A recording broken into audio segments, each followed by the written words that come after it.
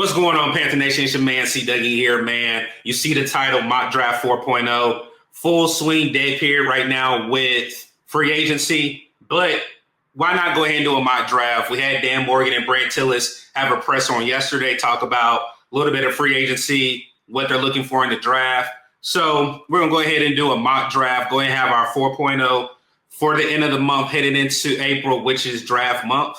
But we do have a pleasure of having one of my favorite Panther content creators out here. You guys love him as well. Go ahead and tell him what up, Dawg. What up, Dawg? What's good, people? Appreciate you having me on, my boy. Yes, sir, man. Like I said, I appreciate Dunc. Every time me and Dunc talk behind the scenes, he's always, hey, Dawg, you know, we got the baby, but I got you.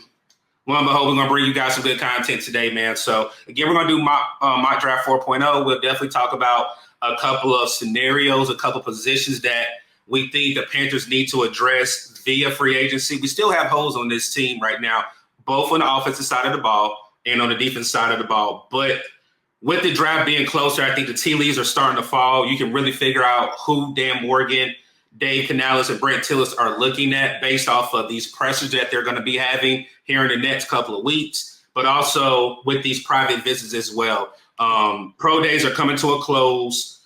Now is having these people come in your building, actually just you and the prospect in front of you going over probably plays or looking at what versatility this player can bring to your offense or defense. So before we get started, I'm going to shout out another content creator. Let's shout out JJ and that gang over there at FPFO. Tell my guy, I definitely sport the Carolina Reaper shirt. If you have not, go ahead and head over to their Twitter. Go ahead and grab your shirt, man. Great material, great design. Like you said, the colors are vibrant with that Carolina blue, so I definitely appreciate JJ. Go ahead and send me my shirt, man. Definitely go ahead and grab yours as well, man. Shout out to JJ. Yes, sir, man. One last shout.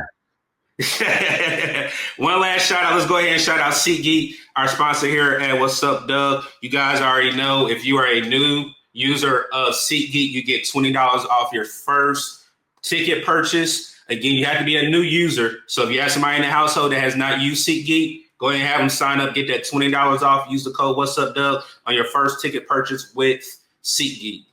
So, Dunc, how are you feeling, man? Like I said, we're like literally 4 weeks away.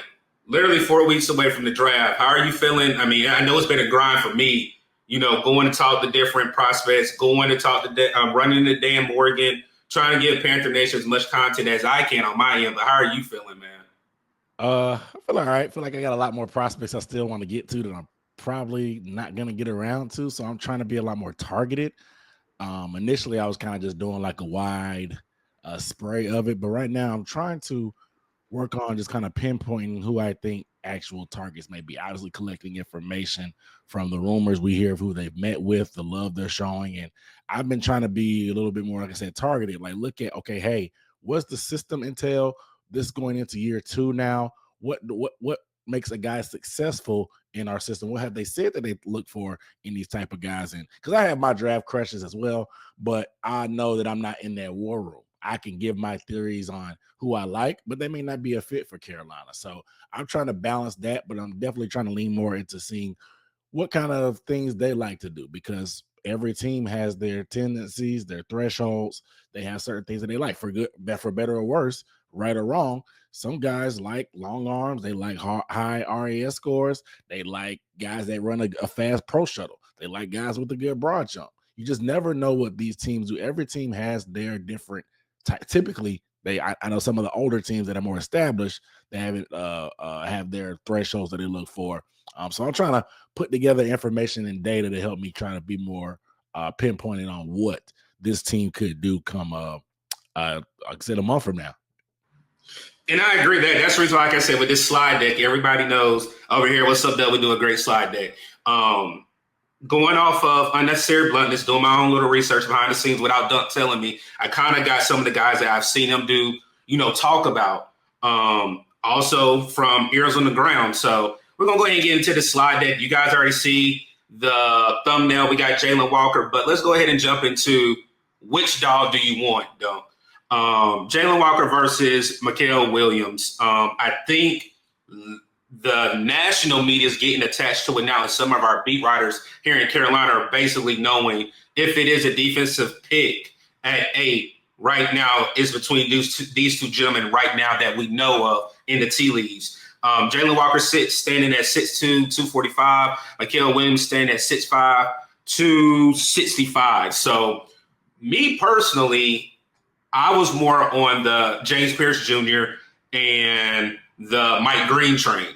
But again, that's why I say these tea leaves that are coming out, you see we're going to probably get a Georgia Bulldog, possibly right now. Again, we're 4 weeks out. But for me personally, I look at what Jalen Walker brings to the table to Carolina.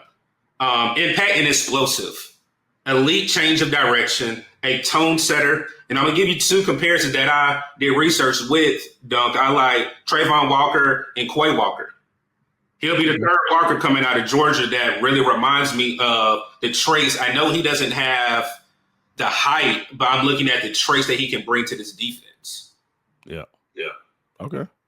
I like that. Well, obviously both those dudes went to Georgia too as well, so it makes sense too. But Quay Walker is a guy that if you talk to Packers fans, they're like hit and miss. I think he really started to come on this past year, if I'm not mistaken, or the year before. He kind of started trying to show, but he had some struggles early on. But that off-ball blitzing athleticism, the speed, sideline to sideline, like you mentioned, I can see the parallels there with Quay. Like I said, it just so happens that they're Bulldogs as well, so correct. It makes sense. So I mean, I'm gonna give you what I got from Mikael Williams and see what you say about him. Long arms, you already said it when you're open soliloquy. Long arms, 34 3/8, high motor, speed / power conversion. A comparison I gave was Jermaine Johnson out of Florida State, and then Ezekiel Ashka, DN as well. So for me, it's more of what do they want for the scheme. But I'm going to throw this out there. Regardless of Frankie Louvu not being a tone setter here at Carolina, you saw what he meant to the Washington Commanders. Mm-hmm. Everybody was upset when we lost Frankie Louvu. Regardless of the negotiations, how it went, did he want more money? He wanted to go into a different scheme. Carolina never had that tone setter on the edge. I know when Shaq Thompson went down, he's the captain of the defense. We never had anybody else step up and be that tone setter. Yes, you have old man Clowney that we give him the nickname. Clowney's up there now. He's not that young bull that went out of South Carolina to Houston. He's basically the elder statesman of that defensive room. To be there, he needs to be rotational. He can't play most of the snaps. So for me, if you look at that type of player, you can't go wrong with either or. But I think Jalen Walker brings you more versatility where you can line him up as a linebacker and as a DN as well. I agree. And you mentioned Trayvon Walker. I actually like the Trayvon Walker comp to Mikael a little bit better just because of the inside-out versatility. Obviously, I think Mikael's a little bit more upside outside than Trayvon, but same type of guy. Like Trayvon moved up and down the line of scrimmage. I know the people you can't box score watch these Georgia players just because what Kirby Smart has them doing. A lot of those guys, they're like one of the few teams that play team defense where you literally have to do your job on a down-to-down basis. And your job may not be just going after it every play like Mikael does. Mikael had to do like Mikael, he lined up, sometimes head up to the tackle. He lined up inside on the guard. Sometimes he's in a frog stance. He's not in no track stance getting ready to take off. He's sitting there reading and reacting and then getting after it. You have very little film of him just standing up, being an edge rusher, getting after it. So it's frustrating and it's a tough watch because it makes me think of like Will McDonald. They're two different players, but Will McDonald that plays for the Jets, I think he ended up being a first round pick. The one out of Iowa State, was it Iowa State? Yeah, they play that weird 3-man front where their defensive ends are tight inside and lined up, head up with the tackle. Now he's what? He's an edge rusher. He rushes from wide. Correct. He gets after. Speed was his game. It just seemed weird to have him inside. Not saying that's Mikael's game, but you have to be able to pick and choose. You have to see the flashes. In college, it's not going to be a finished product. Nobody's going to be a finished product coming out. But do they show the flashes that show like, hey, they're capable of this? A lot of it is projection anyway. But if they show the flashes that they can do what you're going to want them to do, then we can build off of that. So do we see the flashes from Mikael? from outside standing up? Yeah, we do. He shows the power, like you said, the speed, the power to collapse the pocket. He may not ever be a guy that has a tremendous get off that just gets home, but he's a guy that can be a consistent pocket collapser. When you have that length, you can really control blockers. And once you get those hands down pat where you can, like I said, keep those guys at arm length, that's very, very good from the run standpoint. Setting the edge, which I know some fans just hate hearing that word because they think if you're an edge setter that you can't get after the passer, but the best edges in the league can do both. Myles Garrett, he's a sack artist, but he can hold the edge. He has the length. He has the strength. Letting the edge is essential to be an every down edge rusher. So I really get bothered by a lot of the fans. I'm going on a little rant right now. By a lot of the fans that they get sour on hearing setting the edge. Yes, I know we have the whole DJ Johnson debacle. You want to say, oh, everyone just wants edge setters. He doesn't want pass rushers. That's not true. To be honest, if you want to blame the DJ Johnson pick on anybody, it's probably on Scott Fitter at that point. They wait to the last minute. You can't wait to the last minute to try to take players and then panic and do certain things. And no slight against these guys, but that's exactly what they did with Trevin Wallace. That's kind of what they did with Shaw Smith-Wade. There was a run on linebackers in the second round and all that trading up and down that we did because I heard from very, very reputable sources that we were high on Edgerrin Cooper. Correct. Cooper, what did he do? He's an off-ball blitzing type of linebacker that you see a Frankie Louvu or Jalen Walker be. But we missed out on him because of obviously the trade back scenario. We ended up getting a second round pick this year, so it worked out. But the fact that we missed on that, we tried to trade up, and then Cooper went one pick before we took Brooks. We started playing. I'm not saying that Trevor Wallace is bad, and I'm not writing him off, but there's levels to the production that Trevor Wallace gave us and what Edgerrin Cooper gave us. I think Edgerrin Cooper is a day one future linebacker, a building block. Trevor Wallace, I keep saying Walker. Trevor Wallace is a guy that they bet on traits who has some upside. And I do think there's a lot more time for Wallace, but I think if we're going to be real with ourselves and take the Panthers fan glasses off, Cooper is just a better linebacker right now. And it was easy kind of to see coming out the ability he had. And that's just one. There was a run on, and we gave up the 5th round pick to move up for Leggett. There was a run on corner at the beginning of that 5th round. One of my guys, Cam Hart, who had a great season with the Chargers, a long, lengthy corner, has some tape against Marvin Harrison Jr. in college, can play that off coverage. I thought was a Navarro guy, in my opinion. We missed out on him. There was a run up. I can't remember who else went in that 5th round ahead of us. We ended up taking Shaw. Shaw is more of a nickel in my eyes. I think he's probably better outside, but size-wise, his future is probably going to be in the nickel. But we just missed out on some guys that we start panicking and like, hey, we need to take somebody. So we end up taking guys. And so all that being said, DJ Johnson was that type of pick. There was a run on edge rushers. And I know somebody was like, hey, we should have taken Nick Herbig. But if you look at it, Nick Herbig can't get after the passer, but he's not a great run defender. And they're always going to value stopping the run first. If anybody should know at this point, we have to be able to stop the run after giving up all the All that being said, Mikel, I like the upside. I see the vision. He's not my favorite pick at 8, but if I can make sense of what they're thinking, I'm not going to be mad. They're not going to always pick my guys, but the fact that he has long arms, can set the edge, is strong, can play the run, and has some pass rush upside, that fits all the boxes of stuff that they made moves on before. So, a long story short, Mikel is all right by me.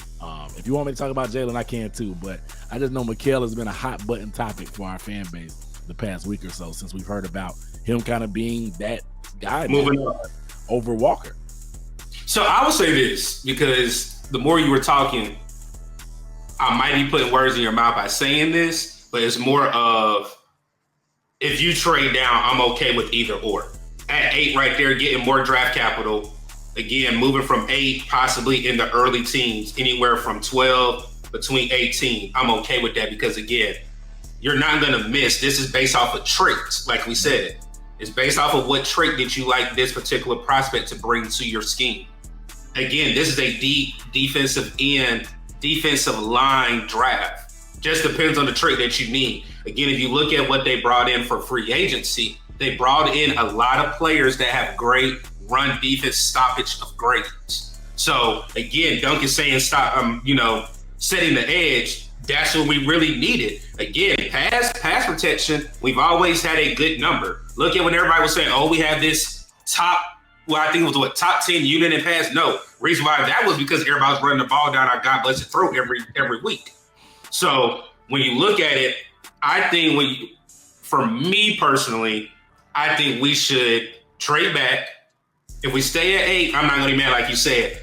I like my own personal prospects with this upcoming draft. But with it being so deep in the defensive line, I wouldn't be mad if they trade back and get more capital again. We need more than 9 draft picks. There's more holes on this defense and offense to address rather than you just say, I stick with that 9. And again, I'm more intrigued in year 2 than year 1 because we know what Scott Fitterer was. Year 1, I understand the injury bug that hit some of these players that he drafted. But with you're bringing your own scouts, you're aggressive again on the defensive side of the ball. You know what you need to do. You may have panicked. Dunc already said it. We're not saying you panicked, Dan, but there was picks where we know you had people come in for top 30 visits. We knew where players are actually attached to Carolina, but you weren't able to do that because of the trading that you did. So now I want to see if you do trade up or trade down, what's the plan then? For me, again, I like Jalen Walker because of the versatility that he brings. Meaning, again, when we lost Frankie Louisville, we don't have that defense, we don't have that linebacker or edge in the 3-4 on this roster right now. That's young. I understand Clowney's still there, but we need somebody outside of Clowney. Yes, you have a DJ Wanham who I think, if I'm not mistaken, has 1 more year on his contract. Yep. Then you bring in Pat Jones, one of his former teammates. You still got Barno, who I think Barno and DJ Johnson are on the outs with the players that you guys brought in. And then if you do draft a young man coming out of 2025 draft, they have to show up. They haven't really shown up on a consistent basis, especially Barno, since he's been hurt, since we even brought him in. So for me, I'm not opposed to it either, Dunc. I'm more looking at it as the value of it. If the board falls and somebody needs to trade up for that quarterback, or the next topic that we're going to go into is somebody wants a wide receiver, we trade back and get more capital, I'm cool with that as well. So I'm with you. It just depends on what you want. Yeah, and just to let me actually put a word on Jalen Walker, just for the record. I'm with you. I prefer Jalen over Mikael probably. I actually prefer a trade back as well, just because. And I don't know. This is just me watching tape, but like looking at the quote unquote consensus, and just some people have Jalen Walker as a top 5 prospect in this class. Some people have him in the 20s. He's a very polarizing guy. It's not as much on Mikael. I think Mikael, everybody understands the upside. But the lack a little bit, I think they were a little bit disappointed in his athleticism and some of the tests that he had. But regardless, Jalen Walker, I think some people view him very, very highly. I think he's just a pure football player. And you talked about it a little bit first initially, the leadership, man. Like, that's just something that we're missing on that defensive side of the ball. Yeah, and I talk like, guys lead by example. That's cool, but defense is a very emotional side of the football. Offense, you have to be composed, you have to execute, you have to know your assignment, you have to do the same thing on defense. But there's a lot of emotion that comes with playing defense. And when you have a leader that can, hey, look at me. If y'all slacking today, if y'all ain't got no energy, look at me. I'm that guy that's gonna be infectious. I'm that guy you can count on that's gonna bring it every play. I'm that guy that you can talk to, listen to, and I'm gonna be the one that's gonna make a statement. I'm gonna help set the standard. I'm gonna show it with my play on the field, but I'm also hold you accountable to it as well. Jalen Walker, everything I've heard, he's that type of guy. Now you want to talk about actually on the field. The ability to blitz from multiple angles. I think that's something that we've been missing ever since we lost Frankie Louisville. Frankie Louisville is a guy that off ball, on the edge, in the middle, different guards, different blitzes, twisting around, different things. I'm going to do a film breakdown probably at some point. If the Georgia UGA people, they like snipers on here when it comes to them copyright claims on Georgia Tech. So we'll see if I can finesse something. But just to compare what Frankie Louisville looked like in first year under Ajiro versus what Jalen Walker could do, because I see the similarities, and I know people say it's not that great in coverage. You can develop that, one, and two, I want him getting after the quarterback on obvious pass scenarios. And so you're seeing that the two-hand swipes, and I know he didn't measure in the biggest, but you see him using the arm length he does have, the heavy hands, the violence at the point of attack, slipping blocks, and just using, like I said, using two hand swipes, different array of moves. I like his motor. I like I just like everything he brings to the table now. If we can move back and get him, that would be even better. But I wouldn't be mad at them just sticking and getting their guys they put. I would understand, because people are saying like, oh, he's not worth pick number 8. I'm like, guys, outside of like 2 or 3 dudes in his class, nobody's worth pick number 8. You're at that spot outside of the top 5, bro, where like everything, quote unquote, can be called a reach, because that's just how muddy this class is. So I would understand if they want to stay put and pick. I would love them to move back and get another 3rd, or even if they could get a 2nd and still be able to hit Mikal or Jalen. But I wouldn't blame them for either decision that they make. I agree with you on that. So let me go ahead and get into it. Shout out to you. You did a video this week about it. It's the next position group we're gonna get into, wide receivers. Yeah, like I said, shout out to Dunc. He did a great breakdown on Tech, talking about Tech. Also, even talked about Rico Dow this week as well. So go ahead and check that out on Dunc's channel. We will drop his channel link in the description as well. So reason why we brought up these 4 wide receivers is because I think a lot of mock drafts, Panthers Twitter, I think everybody loves these 4 guys. Obviously, you got Ted McMillan, Matthew Golden, Jalen Noel, and Cal Williams. Do you want to start with Tech? Because I'll say this, 6'4", Bryce doesn't have that right now. Bryce does not have that. Regardless of, I've even seen somebody say something about they timed his 40. His 40 wasn't a 4, well, whatever supposedly was reported, it was slower. But again, one thing for me, Bryce doesn't have that go-getter. We have it in the division. You have a Mike Evans who has torched our DBs. That's a go-getter. I've even seen a comparison saying Ted reminds him of Drake London. We know what Drake London has done against the Carolina Panthers. So for me, I'm not mad at the thing of getting Tech at 6'4". I'm going to go real quick, go on my 4 takes on the 4, then I'll pass it to you, Dunc. Matthew Golden, 4.29, 40-yard dash. Nobody on this offense right now equivalents to that elusive speed that we have. A speedy wide receiver that can stretch the field. Regardless of his height, if you need somebody to go get it, I know everybody was talking about Robbie Anderson possibly want to come back to Carolina. We don't have a speedy guy. We do not. Again, Xavier Legette is a big body with speed. We're just talking about a person that can just get by a particular DB nickel linebacker. We don't have that. Jalen Noel is another one that has a size and speed combo. 5'10", 4'3", 940. I like this as well in the day 2. I do not think he's going to follow a day 3. This goes back in the trade down scenario that Dunc and myself are saying if Carolina's able to do, then you possibly can grab an extra pick and go get another weapon for Bryce here in the draft, where everybody thinks it's going to be a defensive sided of a draft. Then you look at Cal Williams, a person that I like in day 3. I think a lot of people are not giving him credit for what he was able to do in the Big Ten. Not the Big Ten, the Big 12, I apologize. I honestly think he has separation, big playability. The only thing that scares me that everybody's going to say is Xavier Legette had problems with his drops. Yeah. Other than that, you can for the receivers, for me, I think out of these 4, you can't go wrong. It just depends on a trait. Yes, we know we need a big body receiver. That goes with Tech. You want a speedy guy, you go with Matthew Golden. If you want the best of both worlds, you go with Jalen Noel. Then you have Cal Williams, who can be a development player behind Adam Thielen, who's still here for one more year. Don't know if he's going to be a Panther come next offseason, which we thought he was possibly going to hang the cleats up this year. So for me, do I want them to address the wide receiver room? Absolutely. I'm not going to be naive and say I don't. But how they do it, that's the strategic plan that I want to see Carolina attack.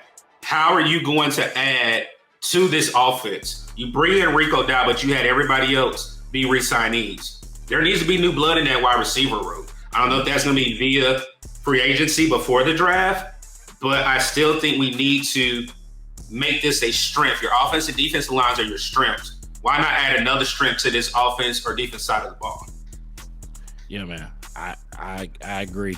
I'll start from the top. Ted McMillan. What do you call somebody that's 6'4", 219 pounds, mid 4.5 speed, can get a head top on somebody at will. I call him blessed. That's what I call it, because that combination of traits, bro, don't really come around too often. I know he's not a burner, but that's not his game, guys. That's not his game.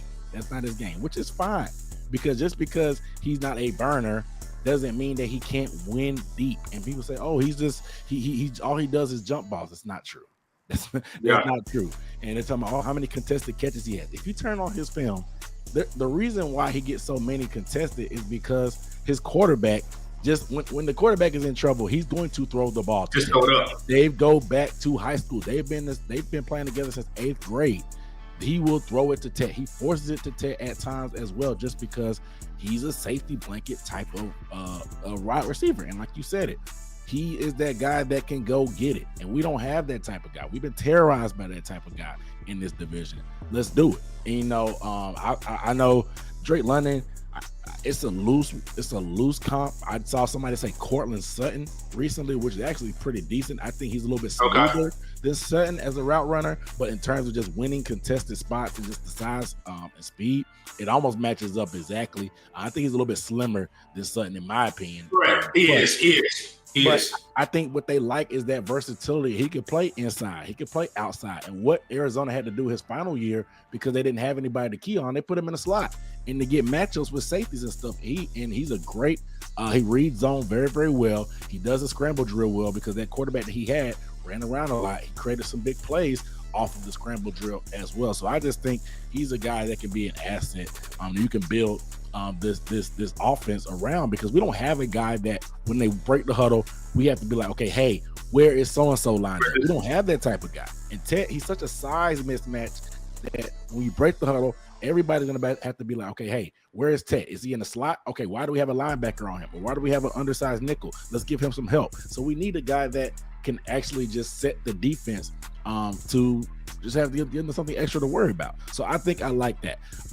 Matthew Golden, 4.29. If you turn on the tape, he doesn't play like a 4.29, but still plenty fast. He can win at all three levels. He can short, intermediate, deep. The yak leaves a little bit to be desired, in my opinion. But he still is a guy that is going to be that separator, that twitchy separator, that guy that can win on the outside, can win in the slot. Do I see him as a wide receiver one? I personally do not, because his strength, his play strength isn't all the way there, in my opinion. He has that slight frame. So sometimes in contested spots, he can win contested situations, but sometimes you can get a little physical with him at the top of routes, and you can get the best of him as that small guy. Versus Ted, you can get physical with him as well, but he also has size and has potential that I think that, okay, hey, it's not something that he can't overcome, because he's going to get bigger and stronger. He has the frame to do it. Golden doesn't necessarily have the hugest frame to do that, but at the same time, this is a guy that can play any position on the field at wide receiver, and he can run any route that you want him to, and he can win for you. We saw that in the college football playoff. Noel is interesting because these guys are, in my opinion, the easiest guys to grade and evaluate. And the same thing kind of goes for Golden and Williams as well. If you can separate, man, you're going to have some type of role and career in the NFL. Now, what's your ceiling? Who knows? But those are the guys that are easier to project, because good route running is going to be great all days of the week. Like I said, you may not be the number one receiver in the league, but you're going to have a role to some opinion, because you can be counted on and dependent on to get open. So if you see a separator, you can make that happen. The only thing about me, I'm concerned about Noel being able to play outside, and I think we have a bunch of slot receivers. Not a bunch, but I think Adam Thielen clearly is strictly a slot. I think Coker's future on this team is being that slot guy. I think that's something that him and Bryce can build up a better chemistry with, and I think he does a lot better running against nickels and safeties, and being able to his route running is just something that they're not used to seeing. He's smart and about understanding that type of stuff and just manipulating coverages, and they really get. He plays on the outside, but some of his better grades are from the slot. And so I just think we need somebody on the outside that can win consistently. Noel is that guy that can win. I think showing that speed was great to me, because I thought he was the type of guy that had a little bit more build-up speed than just pure speed, but seeing that 4.39 makes me feel a little bit more comfortable about him. I think this guy's going to be a great pro. How he fits here, I would be curious to see what they think about him. But I do like Noel's game. And Kyle Williams, you said it, the drops are the biggest key. This guy can separate as well. I think he's better after the catch than Golden, in my opinion. He's a little bit smaller. You said day 3. It seems like, bro, this past week, he's gotten a lot of gas. I don't know where it came from. I think it might have been Chris Sims putting him as wide receiver 2, but people are starting to pay attention. I think he may slip into that round 3, bro, to be honest, because the only thing, like you said, holding him back is the hands. And correct, drops are annoying, but if you can get open and make big plays, you're going to get opportunities from a team, and the team is going to fall in love with you. And all it takes is one. So I would love Kyle Williams here. He can play inside and out. I like that quickness, and I like I said, the yak ability for him. Is something I really, really think that we were missing from our offense. So one thing you said, and I think a lot of Panther fans want this particular term, wide receiver 1. Yep. I'm not opposed to just having dogs in that room. Nobody has to be the guy. Now, go-to guy is a different thing, but just having a wide receiver 1, I'd rather have a room where different receivers can play different roles, line up at different positions. Dunc already said Coker, we have him on the outside, but Coker can play inside. We have Xavier Legette on the outside, but can play inside. So, Dunc, the question I have for you is, do you want a wide receiver 1, or you want another person or another guy in the room that's versatile and can play any position in the wide receiver room, or you need that wide receiver 1?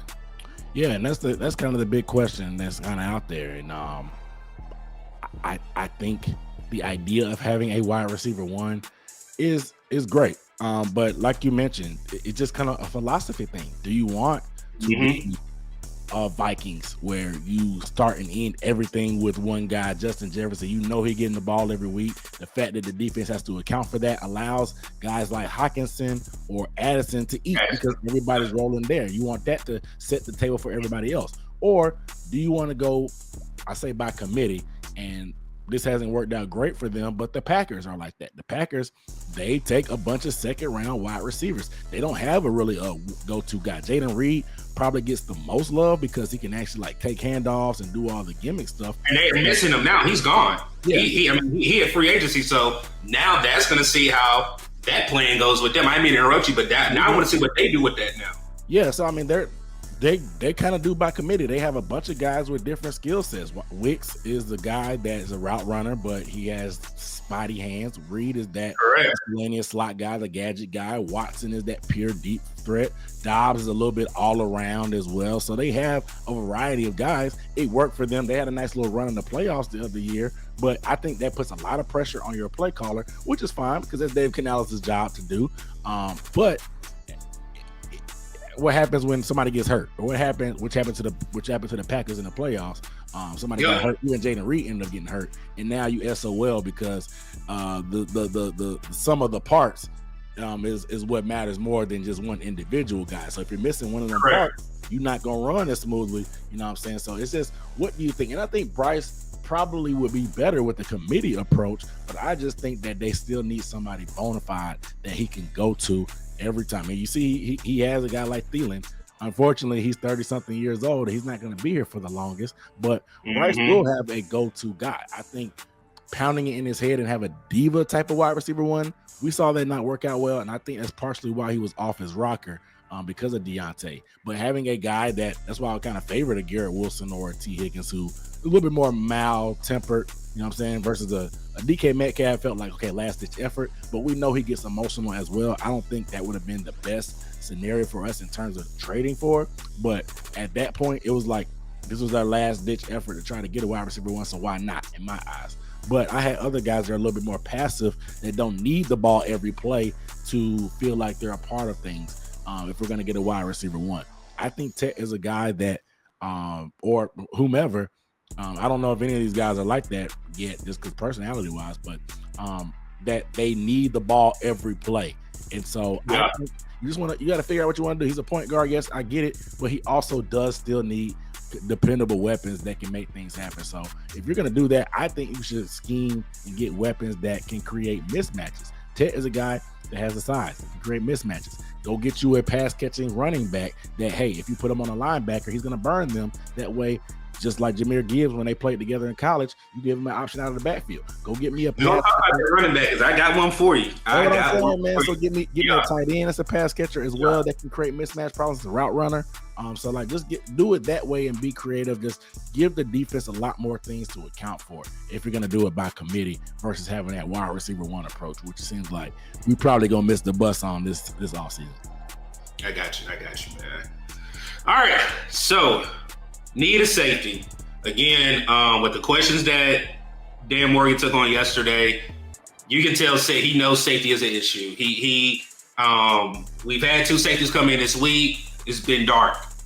Nothing else has been said. 3 safeties for me that I like out the gate, outside of Nick Emenwar out of South Carolina. Draft crush is definitely Xavier Watts out of Notre Dame. Andrew Makuba out of Texas, and Jonas Sanker. You also got Kevin Winston Jr. And Billy Bowman Jr. For me, we know we need a safety. We need that ball hawking safety. Travion is going to be in that box. Travion is going to I think his run stop defensive grade on PFF was like in the 80s, if I'm not mistaken. It was in the 80s somewhere. Yeah. You know that he's a for sure tackler. Now you need that ball hawking safety that can go over the top and go get interceptions. And I think, me personally, Xavier Watts is that player. 89.5 coverage grade. Run stop grade is not bad either, 79.5. What jumps off the tape is his ball hawking skills as a safety. The only thing that I think he can learn on, and these prospects are not finished products when they come into the league, is he's stiff in changing direction and recovery. He's not the fastest in recovery if he does get beat on a double move. Most safeties that can get caught up on a double move can kind of sort of recover. That's the one thing with Xavier Watts that he has to work with. Sometimes he can get beat over the top and change the direction. Another one that I think I've seen is Kevin Winston Jr. I'm kind of cautioned. I have a caution on my notes. Torn ACL. I don't want anybody else right now in this particular draft with any major injury recovery. We know how that hurt with Jonathan Brooks. It just depends. Again, if he's healthy, I'm okay with it. But again, I think I pushed caution when we thought Jonathan Brooks was healthy, and then he tore his ACL in back-to-back. Then Andrew Makuba, 89.7 coverage grade. Another good run defensive grade, 75.8. Tracks the ball down and not the receiver. And that's one thing as a DB that I love. I love a DB that is a go-getter to go get the ball, but he's not worried about the offensive player. Again, a lot of DBs will try to track the player, not track the ball. And then that's when the ball gets dropped right in the bucket. The only thing with him is he has a small frame. And with this small frame, he has bad tackling habits. So for me, you say, Doug, we're at pick. I don't think we're going to get him first round because I do think if we do get one, it will be Malachi Starks. That is number one. I don't think we'll take it right there based off of need right now. But if it's in the second round and we trade up or whatever, give me a Xavier Watson. I think that safety room will be legit. Hopefully we still get Blackman. I am really hoping on that. That will be a great depth piece. But for a rookie right now on this slide right here at safety, I would take Xavier Watson. If I had to double down, I would take Billy Bowman Jr. out of Oklahoma. Yeah. We might draft 2. Yeah, at this point, right? If stuff don't work out, we might draft 2 of them dudes, man. Just because that's how it's that dire of a need is not a secret. We know literally there's a big hole on the roster. Literally, not even like, oh, this is a hole because we don't believe it. No, like there's literally 2 safeties on the roster. Like it's 3. bad. No, you got 3 now because with Nick Scott coming, you had Travion, you got Demarni Richardson, and now you got Nick Scott. You only got 3. Yeah, so it's dire, right? So I think that safety should be a priority on day 2. Now, can you get him can you get him on in the 3rd round? If you could sprint up and run that up, I think this dude is arguably a top 2 or 3 safety in this class personally. I think he's a little bit underrated. The size is a concern, but if you're playing him deep, I'm not really concerned about that, but he also has the versatility. What you're going to need to be able to do in this defense is play everywhere. And the thing about Trevor Moehrig, he played closer to the line of scrimmage, but people don't realize that this was a gradual thing over his career. Early on, he was playing deep safety, and they just figured out, okay, hey, this is the type of guy that needs to be closer to the ball to have a bigger impact. Not that he's a liability in coverage. It's just that, hey, you're wasting some of his talent as a run defender and a blitzer, having him as a deep safety all the time. So this is a guy that can spin to that deep middle safety if you want him to. He can roll down into the box, which is a lot more comfortable with, and being that force there. So I think versatility is key. I love Makuba as an option. Sanker is a guy that I wasn't really familiar with until I saw he was on a 30 visit, and I looked at some of his film. Pretty solid as well. He'll be a day 3 type of guy, in my opinion. Not overly productive like some of the other guys on your list, but I can understand what they're thinking there. Billy Bowman is a guy, and even Xavier Watts. These are guys that have ball production. We talked about guys that take the ball away, forced incompletions, deflections, interceptions, taking it away. Like, these are the type of guys. Makuba fits that as well. He had 5 picks, I think, as well this year. Yes. So these are guys that I like. The only thing about Bowman is the tackling. He's not a great tackler. He's not a great tackler. And so I think that will be something that'll mark him off our list personally. But tackling can be improved. It's a mentality thing. If you're like out there scared and timid, you can't really improve on that. If you're eager and you want to do it, you want to mix it up, you're just taking bad fundamentals, you can improve on that. So it's just how do they view tackling coming out of college from their prospects. But I think any of those guys on the list that you named would be an asset for us. Like I said, Winston's a little bit iffy because of that injury. I don't think that will be, because we need safety help tomorrow. We don't need safety help. You don't need a what if. Yeah, you can't say what if right now. No, that I agree with you on that one. So with that list, is there somebody I missed that's probably caught your eye out of the prospects for the safety room? Is there one that you like outside of that list, or you kind of got the same gist of players that you like in that room? Your list is pretty accurate to what mine is. Maybe I'll put it in a different order, but it wasn't no order. Like I said, the two that I definitely like, I'm a homer for Xavier Watts. And again, outside of his tackling, I really like Billy Bowman Jr. on day 3. I'm not talking day 2, day 3 for sure. Yeah, and like you mentioned, Starks probably, there's not really a great scenario where he'll probably be an option for us anyway. So obviously him. But besides that, I'm looking at the list now. I think you pretty much nailed pretty much all the ones. I think I do, and I don't know what he ends up doing. I think he's a pretty good football player. He's kind of small, but Malachi Moore from Alabama, number 13. He played a lot more nickel under Nick Saban, played some deep safety this year. He'll be a special teams guy at worst, in my opinion, but he's some guy that he's a little bit iffy in terms of his ball skills and what they had him doing. But I think putting him in free safety, he's a guy that's smart.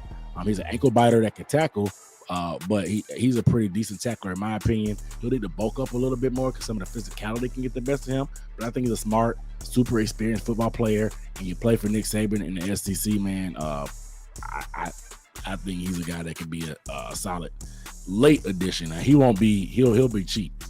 But he'll be that day 3. He'll be that day 3 as well. Sure. So I'll put it out there. I'll say we take 2. If we don't sign anybody right now, and again, I know we're 4 weeks away. If we do sign one, I think we take 1. But if there's nobody that comes in that building, I do think we take 2. I think we take 1 day 2, and we take another one at day 3. Yeah. So, all right, running backs. Again, shout out Dunc. He did a breakdown on Rico Dowd, coming from the Dallas Cowboys, coming back home. Played at University of South Carolina, being that 1-2 punch with Chuba Hubbard.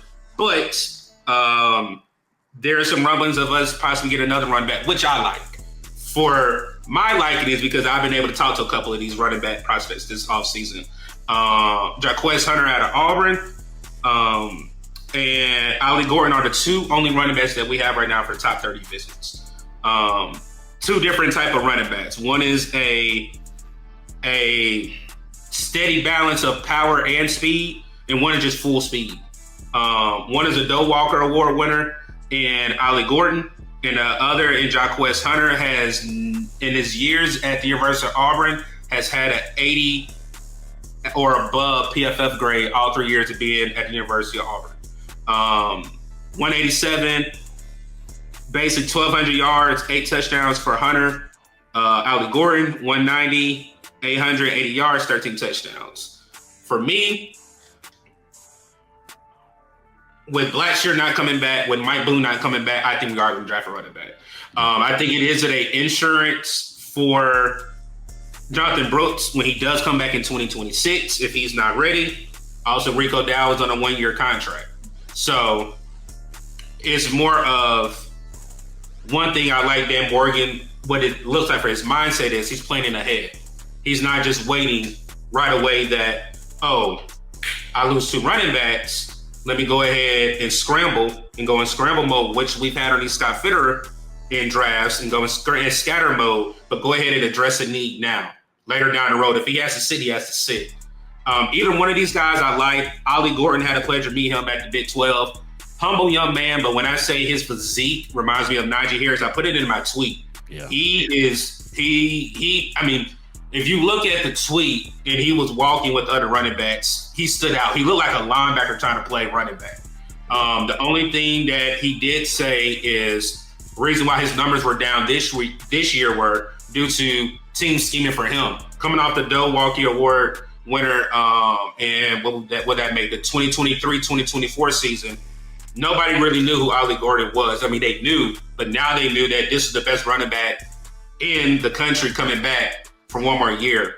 I got some more notes. If you got something to say, go ahead, dump. I got notes with this one. Jaquez Hunter is undersized, very physical back. His elusive rate grade is 142.5. He can take one to the house with patient running style, meaning with our run scheme that we run here in Carolina, we saw with Chuba. I think, me personally, again, I have seen in the league, he has a better vision with Chuba. You know what I mean with Chuba? Chuba, we're running a hole. That's not a hole, just so he can get out. I think with Jaquez Hunter, he's more patient, and once he hits the hole, he can take one to the house. Again, like I said with Ollie Gordon, he had inconsistency from tape from 2023 to 24. Strong and balanced with the attack. You don't have to worry about the 31s and 4-on-1s. He's a north and south runner. He said he loves contact. He loves being physical. And with his size, his speed is kind of surprises you. Again, as big as he is, he's not supposed to move that fast. So for me, I love those two. I'm going to let you go ahead and talk about those two. And I did have Rashad Smith out of SMU. I know a person that you like. Yeah. But for the running backs, how are you feeling? Like, is it a need or is it a luxury? And then what running backs catch your eye? To me, with 9 picks in this class as deep as it is, might as well, right? Because, like, you never know. We want to be the identity that we are going to be. Take a back. Why not? We're talking about 32 backs that have draftable grades is what I'm hearing, which is insane. So, like, you can literally throw one at one in the 5th. We got 3 5th-round picks. Throw in those 5th-round picks. You know, like, what are you using 5th-round picks on? I mean, shout out to Shaw. We got Shaw in the 5th. We got Crumity in the 6th. Like, those late picks, man, these are fringe. These are fringe guys. But if you can find a back, you have a better chance of finding a back that's going to really contribute for you later on. Shoot, Chuba was a 5th, right? So, like, just throw one of them 5th-round picks there before you throw that a depth rotational piece that you're going to have on the D-line or something like that, or whatever. So you might as well take a running back if we're going to be as physical of a team that we say we're going to be. For the same reason you said about Brooks and Dowdle as well. In terms of the backs that we named, that we brought in, Hunter, he's the guy that I wasn't really familiar with until it announced and I started doing my research. And even Gordon, what they are, what you don't have is their height and weight. And obviously Gordon, you talked about how big he is, but I talked about trying to target what the Panthers are looking at, just trying to find patterns. 200 plus pounds running backs is what they've been targeting. Because they met with Scatterboo at the combine as well. So 200 215 Scatterboo, Scatterboo's 215. Yeah, 200 plus pound backs. They don't really need speed. They want guys that are downhill runners that are going to hit the hole hard, and they may not be as far as home run ability, They're not leaning into that. If you can get 10 to 15 yards, even that's Chuba and Rico Dowdle's game. They're 10 to 15 yard chunk runners. They may not hit the home run often, but that's the type of guys they are. So that's the time they're looking at in the draft, and that's Gordon probably in 2023 is a bit more of a home run hitter. Correct. Back in 2024, but Hunter is a guy. 10, 15 yard chunk plays, can get downhill, and get on top of the defense, get some runs every so often. But that's the style that they're looking at, man. So you try to like notice the patterns. And so if they want a downhill guy like that, that's fine with me. I personally like Brashard Smith just because he's a former wide receiver. He's not over 200 pounds, so I doubt he's on their list. I hadn't heard any smoke around him at all. He just had his pro day the other day. But the fact that he's a former receiver, played running back for 1 year, had over 1,300 yards rushing, big part of the reason why SMU went as far as they did this year out of nowhere in their first year in the ACC. But the upside is there. I think of Tyrone Tracy, who was a running back converted from wide receiver who gave us the business in Germany playing for the Giants. He's a guy that you can split him out, play wide receiver, sit him on a go route. He has plays on film where he's snagging on corners, on jump ball.